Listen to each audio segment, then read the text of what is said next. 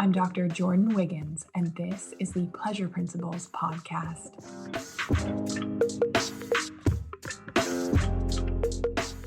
Join me on this journey where sex, science, and sensuality meet. Let's change the conversation around sex and pleasure together.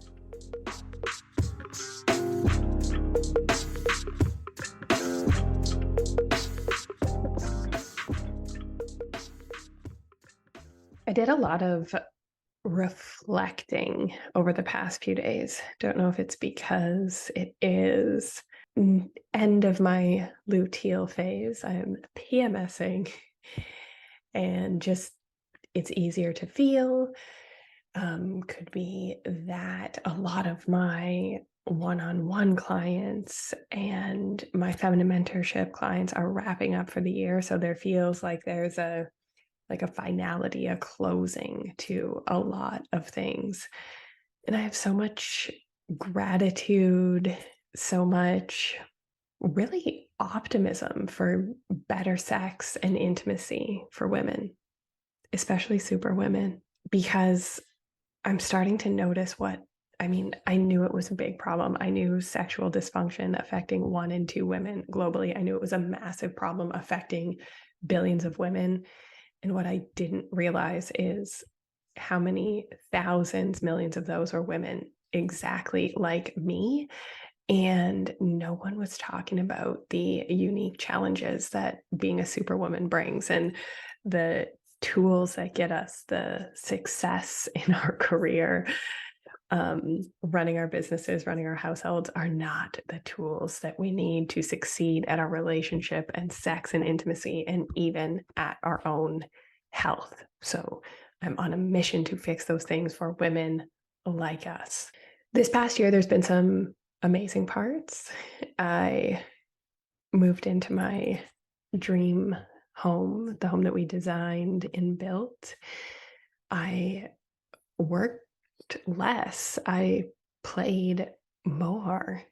I can finally say that I have relationships where I'm seen for me in all areas of my life, allowing myself to feel pleasure and joy on a bigger scale, with minimal sabotage. The one area of sabotage is my health. I'll talk about that in a moment. Busted some big beliefs for myself. It's safe to be rich and be loved. My life gets to be this good. The better it gets, the better it gets. Starting to really lean into having it all without sabotage. And like I said, mostly without sabotage. I helped so many women and their families, helped lead them out of burnout, help heal their relationships from the brink of divorce or breakdown, helped clients call in their life partners, everyone's families, businesses. Like when we put pleasure first, there's more fun, more laughs, more sex, more productivity. So teaching women about pleasure and then watching them take it and run with it into their lives absolutely amazes me. I worked on healing my own sexual abuse and trauma on a deeper level than ever through pleasure, which is fun. And I know healing's like ice cream. It thaws and it's easy to scoop off that top layer. So I did a lot of like deep work on thawing a lot, chiseling out some stuff, and just healing that and releasing that and allowing love in, allowing myself to be seen and actually loved and cared for, and doing it through pleasure, which is so fun. There were some hard parts or some parts that were challenging, like closing my medical clinic. Obviously, once I did it, that was amazing. It was the best decision for me and for my work and for the impact that I want to have. That model is it's just way too small of a box for me to play in. I've been struggling with hormonal issues since pregnancy, and I've been superwomaning it. where basically using all of my tools and resources to feel better and get myself back in the game, get myself back to working, get myself to maximum capacity every month, every other month after it happens with my cycle. And I've been getting knocked out, nausea, vomiting, dizziness, just a mess. Been through so many specialists. We thought it was, I mean, I did have food poisoning from traveling in Montenegro. I don't know if you've been following, you've heard me talk about it. So anyways, we thought it was a gastro thing. I was getting hives at the same time. So we thought it was a really weird presentation of food allergies. Like, we've been around the ringer, but I should have known and I should have trusted my gut. And I was breastfeeding and stopped breastfeeding during this time. But my intuition at the beginning told me it was my hormones. And all of the specialists and professionals said, it's not your hormones. It's not happening every cycle. Anyway, so thorough hormone investigation to come. My point being, I was in the superwoman cycle of like being burnt out and overwhelmed and then not taking time for myself. So we have a crash. Crash can be a migraine. Crash could be chronic pain or back pain that flares up and lays you out, a virus that makes you rest. So for me, this has happened 6 times over the last 12 months, and I've been just doing whatever it takes to get back in the game. But I realize that needing to take my own advice on this one and focus on my health and make my health a priority. I do it for so many other women.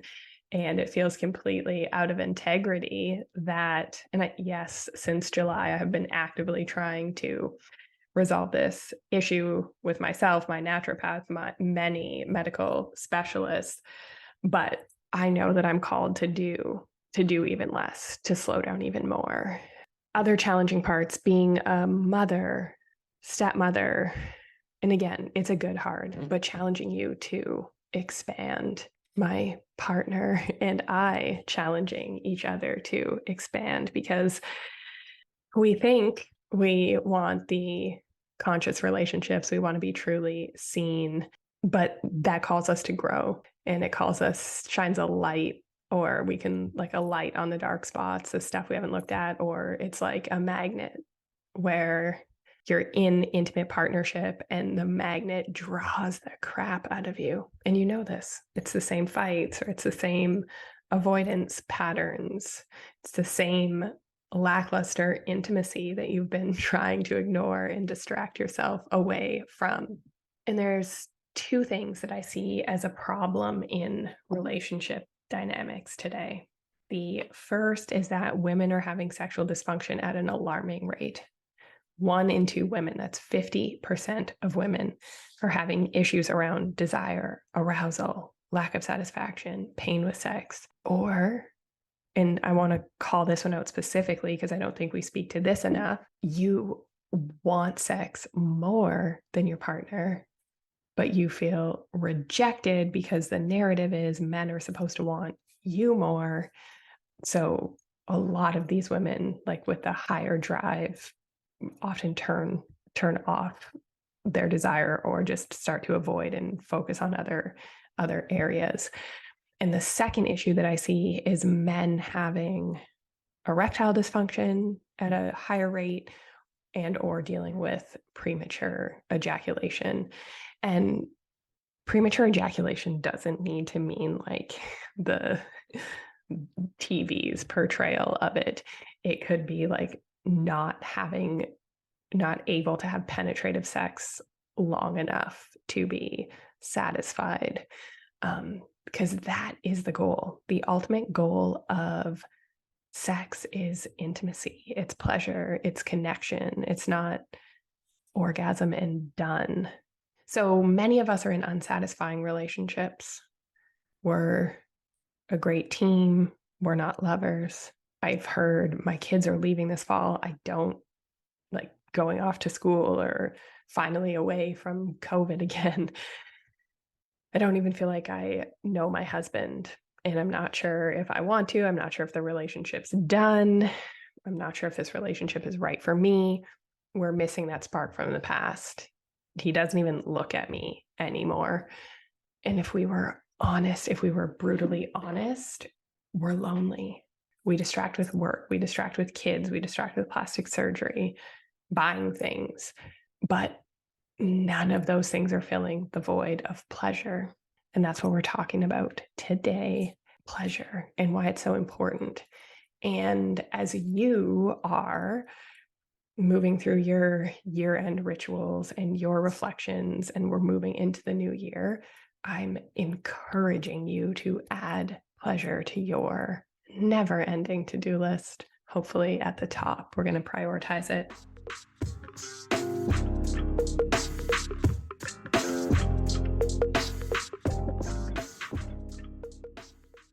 So I want to remind you, if you've read my book, The Pink Canary, if you've listened to me for a while, thank you. I want to remind you of the concept of anhedonia. It's the medical term for lack of pleasure and inability to feel joy. And I would say that it's more than 50% of women that have this. It's probably like 75, 80%. Where you feel numb, you're not as happy as you used to be, you're burnt out, overwhelmed, you oscillate in that anxiety, depression, like two sides of the same coin that's flipping. It's like describes my pre-med and medical degree years. You have difficulty making decisions. You've got this heaviness about you. Maybe it's actually translated to physical weight that you can't get off. All of these things can be improved through pleasure. And it is easier, it is faster, it is more fun, and it feels better than all of the fucking crap you've been doing that isn't working. Something that is coming up in the women that I work with is their resistance to pleasure and and you're brilliant. If you're listening to this podcast, you are brilliant. You are resourced. You are capable of taking the action. So you're resisting pleasure. You're resisting this work for a reason, resisting work that you know deep down you need to do. And we know what are our excuses for most things. We know that you're not resisting pleasure because of the money. We know that you are prioritizing other things, busying yourself, convincing yourself that pleasure will be hard. It's going to take too much time. You'll do it next year. It's going to be too much work and I don't have time because of all of these initiatives at business and whatever at home. I need more therapy. Therapy is amazing. There is a need for it. Many of the women that I work with have done a ton of therapy, a ton of PTSD therapy, trauma work, couples therapy. And it serves its purpose, but it doesn't plug this hole. It doesn't plug the pleasure hole. You're listening to this podcast for a reason. There is still a void that needs fixing, filling. We are going to keep making plays on words. How much therapy have you done? And where do you still have blocks? Where are you still searching? How many podcasts have you listened to? How many online courses have you purchased? And my work still speaks to you. It's a sign you need to do something different. In business, if something is not working, how long would you keep doing it? And I mean, I know super women that we will keep an under-functioning employee for a really long time and try and over-function and keep them. But I mean, aside from that, if we do things in business and we know they don't work, we pivot and we take the action. So let me tell you, the return on pleasure and good sex, intimacy, connection is way better than therapy. We only need you to be on board, and you will start seeing changes with incorporating a pleasure practice in just minutes per day. I'm going to tell you another avoidance of the real work example. I'll call it the elaborate vacation. How many of you have set up, planned, possibly even paid for a vacation because you think the time away is going to fix the unfulfillment in your relationship? You guys will reconnect. So you go on this trip and you don't have sex, or you go and you fight the whole time, or you do it because you feel like you have to and it still feels forced and awkward and something's missing. Or maybe there's a fear that if you don't do it, you don't connect, then he's going to get it elsewhere. Anyways, there will be a lot of negative self-talk when you plan this trip and it doesn't go to plan and you feel unfulfilled and lacking. I have done it in my marriage, which was sexless at times. And I was in my late 20s, early 30s. I was a higher drive partner doing cartwheels, standing on my head, reading books. And you're welcome, because all of that work led me to create Pleasure Principles, my foundational program, doing blood work, wondering what was wrong with me that he didn't want me. Turns out a lot was wrong. If you want to hear more on this and why, episode 71, retiring your husband. That was my goal at the time. Episode 70, being the fixer. We will link these in the show notes. There were many, many things wrong.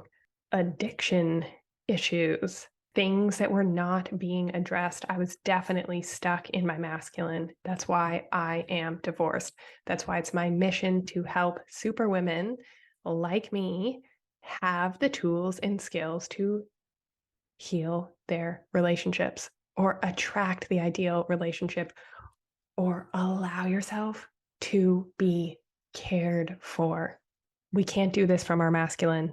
And I know that the skills that get you the success at work, in your business, in the boardroom, do not give you success in sex and intimacy.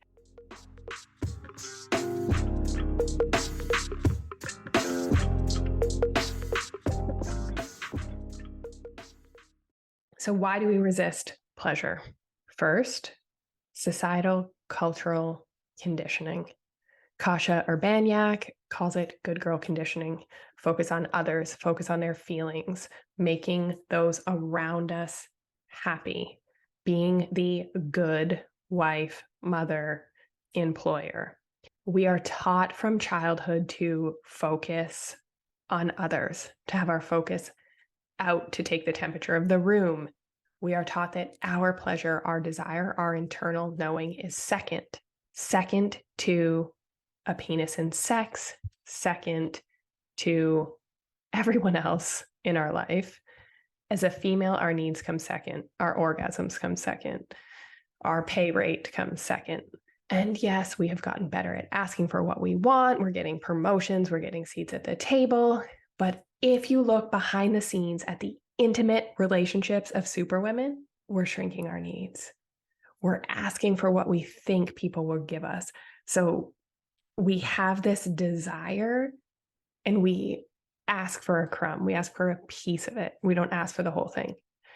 Or we're over functioning to make it so that it can happen. So was chatting with Ali Pintucci. If you haven't caught me on her podcast, you're going to want to listen to that one.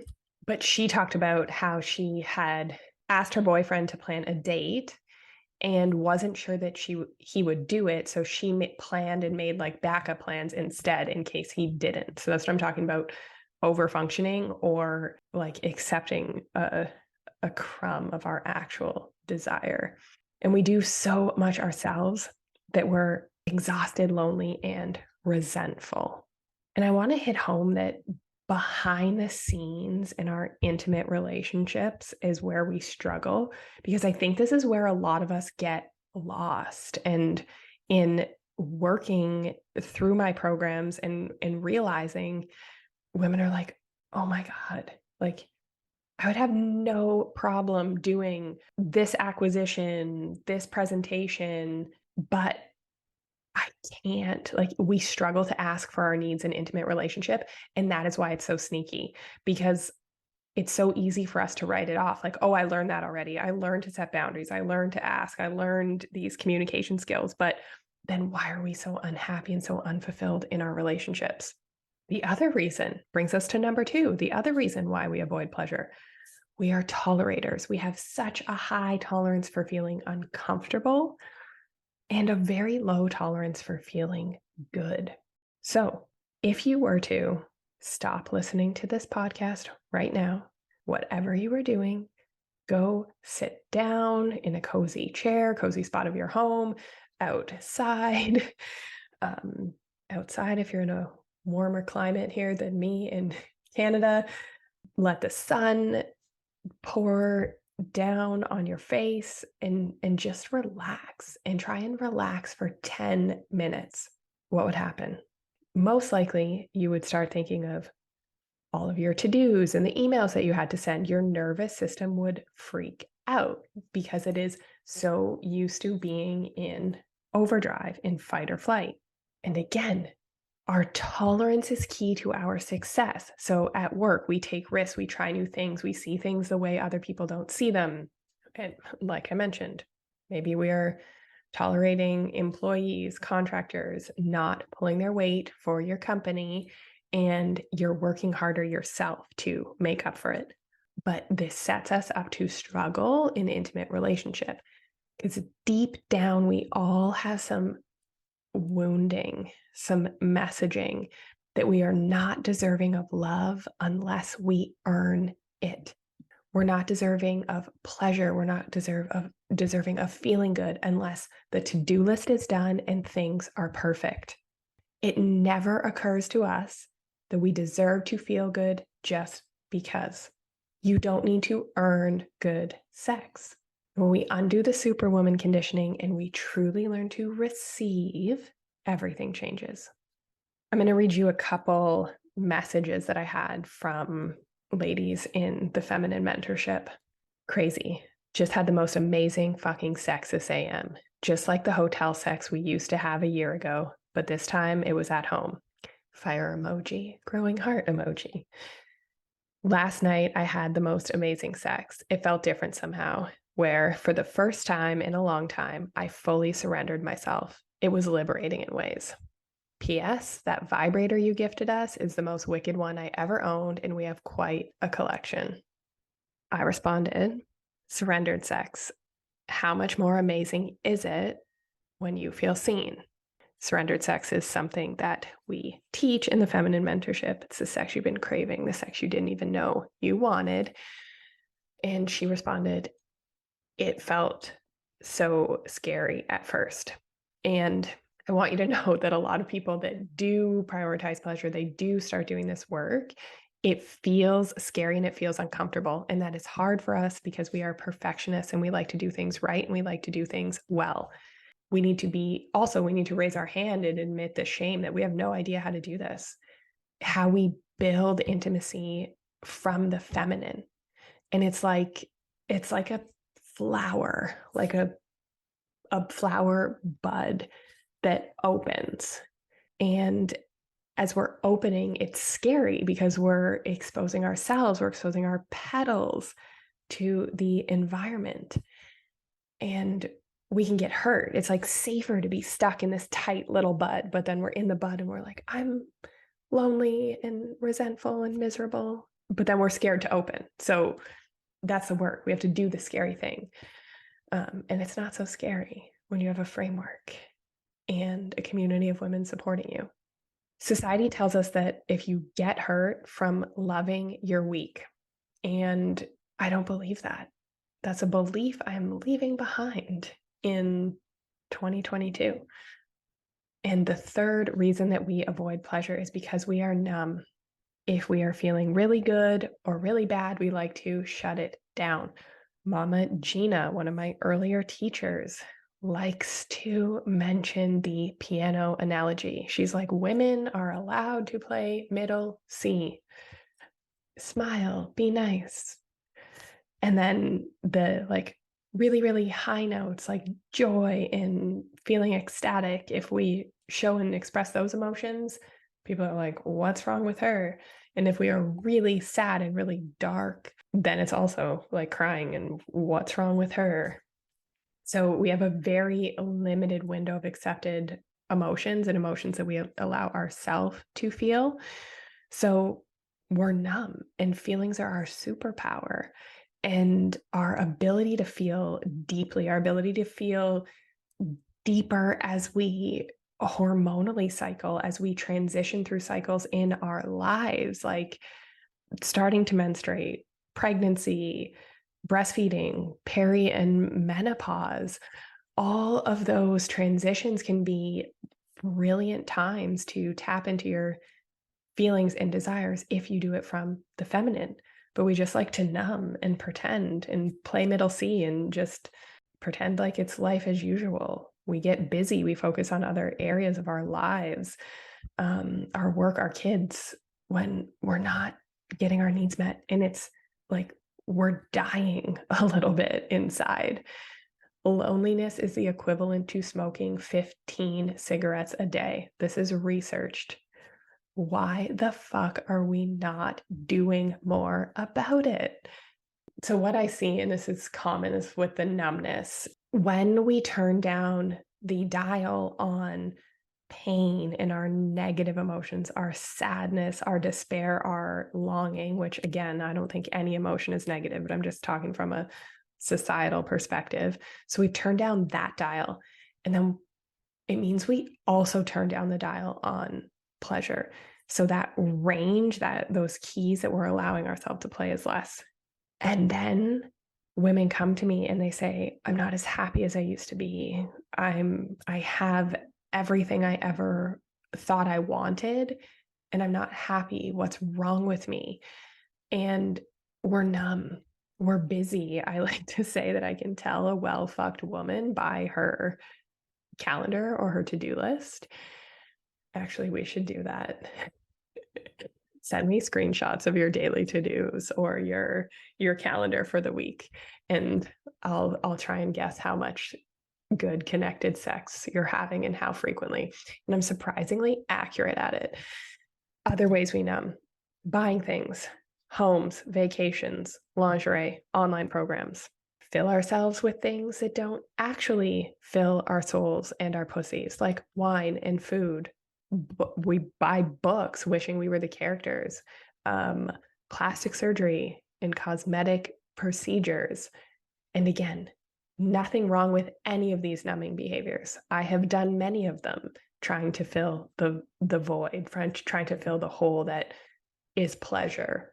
Numbing by helping others, living vicariously through their lives. And when we have it all and we don't feel pleasure and we turn down those dials, we're numb and we're doing things to numb. And we have money and we have time and we have support, and we're finding ourselves in the same fight again, in the same pattern in relationship again. We start to get a little scared and start thinking, maybe I'm so broken, it's not possible for me. Maybe I'm not attracted to my partner anymore. Maybe I'm destined to be alone. Maybe this is as good as it gets and I have all these amazing things. So why can't I just be happy? So much blame on ourselves. And it is 1000% possible that pleasure and learning to be in your feminine energy can rectify this, can start improving this. How do we do it? How do I do it? We work by retraining our brain, our beliefs, and our nervous systems to have a higher tolerance for pleasure. So we're turning up that pleasure dial. We're actually turning up the dial on both, on all of our feelings. And here's a tip for you. And I know, again, if you're brilliant, if you're listening to this, you're brilliant, and you know that this is a big problem. This is cultural. This is systemic. This is how we were or weren't shown love as children. But your superwoman brain is saying, like, how do I take action? Which is actually the kind of the opposite question that we should be asking, because our thinking that got us to here is not the thinking that's going to get us out of it. But what I will say, if you are looking for a tangible action step, is do something that feels good to you. Practice pleasure once a day for 3 or 4 minutes. And I'm not talking about just self-pleasure. I'm talking about something that feels good to you. Applying lotion on your skin slowly, giving yourself a face mask, asking for a foot rub, dancing naked in front of the mirror or with a bra and panties on to your favorite song when you're getting ready in the morning. Do something that will help make you feel joy. Because remember, you've turned that off. That channel is muted for you. we need to turn it on and we need to increase our tolerance for it over time. And it's going to feel awkward and it's going to feel scary, but it's like going to the gym, building muscle. It doesn't necessarily feel great in the moment. It's hard, but the results at the end are totally worth it. So, why is pleasure urgent? It is affecting your health. I talked about loneliness and that unfulfilling feeling. It is like smoking cigarettes, it's damaging your relationships.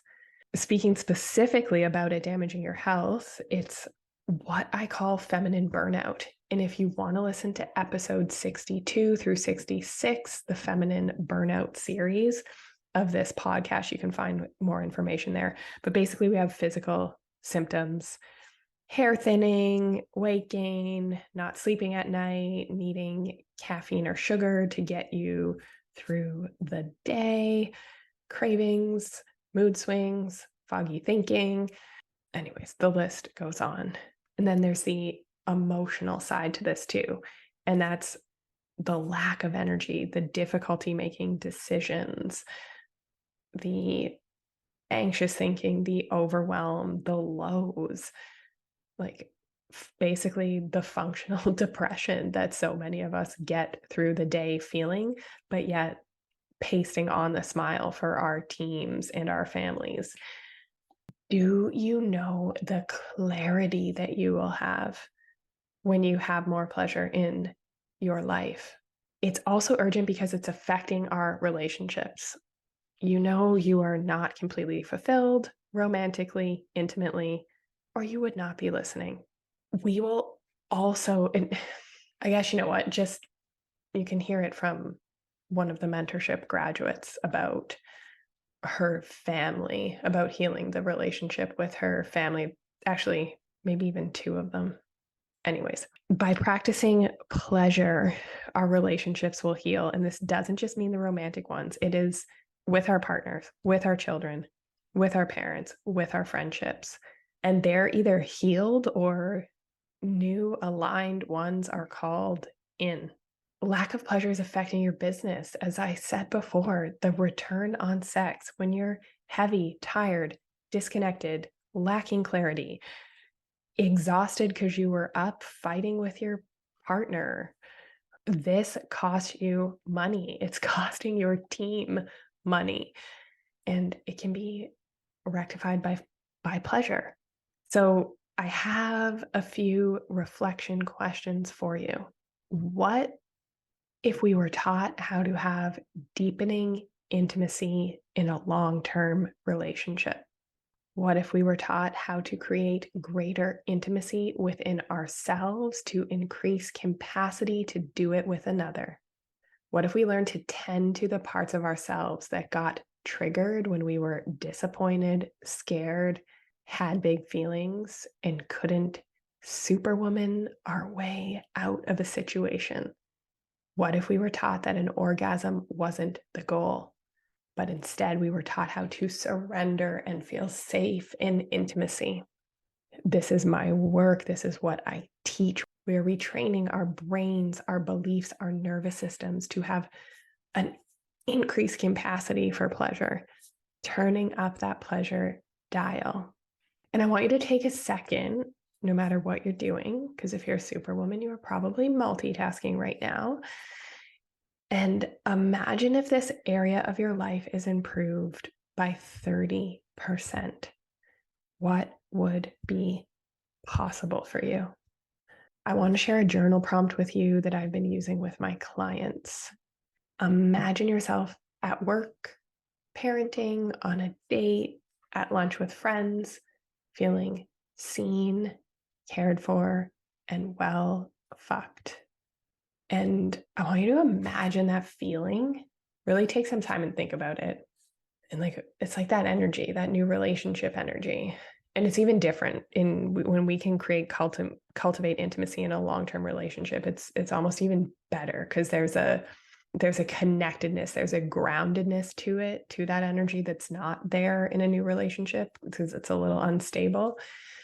And I want you to set an intention around that for 2023 and Hell, we might as well start. You can start using that intention today. Set a reminder in your phone so it comes up and it keeps coming up. I want you to listen to some of the graduates from the Feminine Mentorship. We get the good sex, but practicing pleasure, being in your feminine power, it is about so much more. And you can hear it from me, and I can tell you how pleasure is affecting your health and your relationships, but I want you to hear it from them in their words.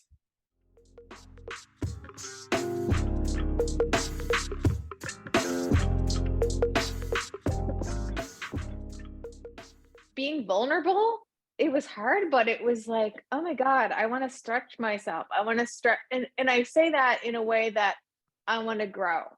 Like, so for me to be vulnerable to the point where I was vulnerable the other day of talking to my sister about something that's been bugging me for 5 years, it was hard, but I wouldn't be where I am today if it wasn't for you guys.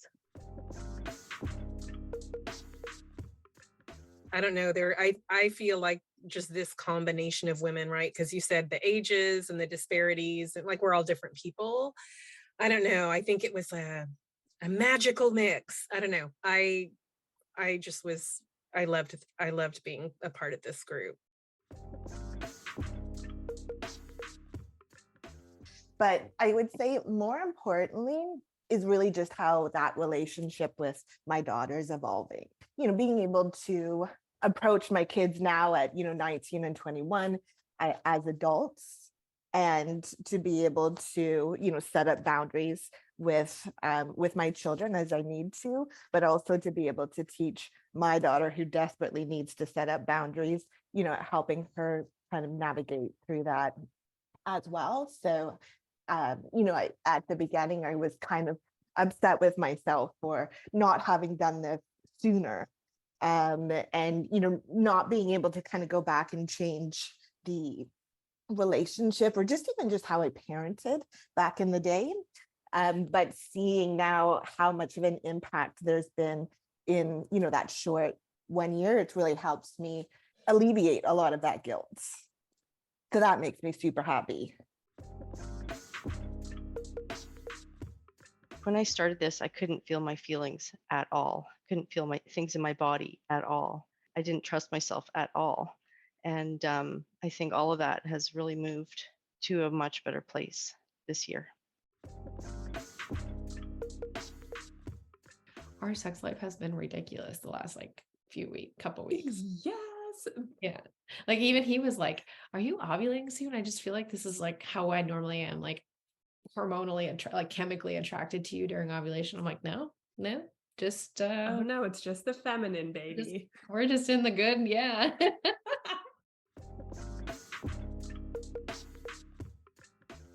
Just that group of women, just, I don't know, there was something about the chemistry, or maybe it's just me.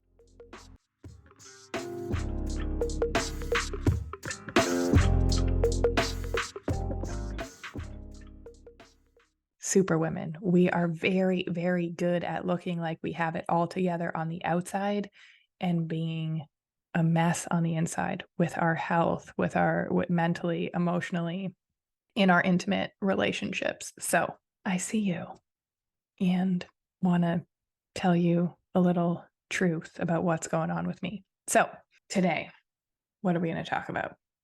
Q&A. And just, I want to say, so many of you have already applied for the Feminine Mentorship. You've filled out the application. You are on the wait list. It is so exciting. And these are the women that are refusing to go into 2024 feeling overwhelmed, feeling exhausted, not feeling desired and connected in their personal lives. We are going to be officially opening enrollment in a few weeks, and space is limited. I am taking 15 women. If my work speaks to you, if you want, if you cannot tolerate another day and you want to go into 2024 feeling connected, desired, fulfilled, energetic, listen up.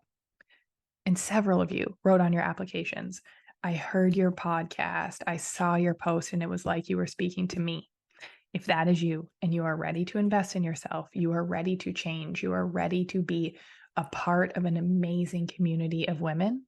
If you saw some of the posts and footage of our Arizona retreat, if you are ready to reconnect your relationships in all of them, friendships, children, coworkers, if you want to have better, more connected sex, maybe you want to squirt for the first time. 3 of our members learned how to do that. And if that's not your thing, that's cool. But that was on the list for them.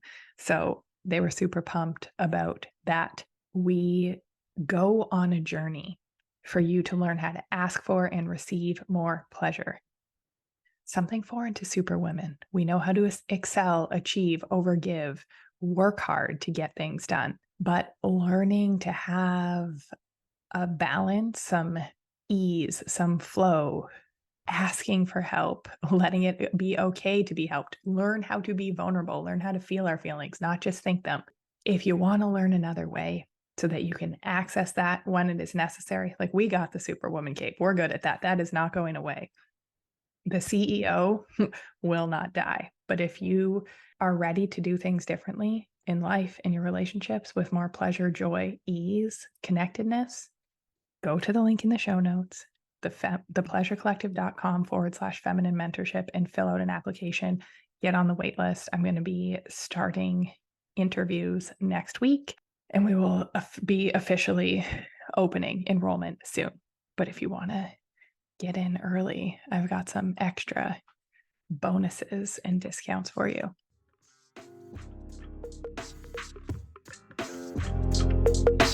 Have a great week, everybody.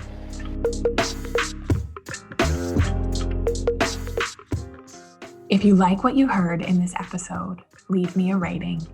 Your support helps me get discovered by more women like you. Together, we can change the conversation around women's sexual health and pleasure for you, your partners, and generations to come.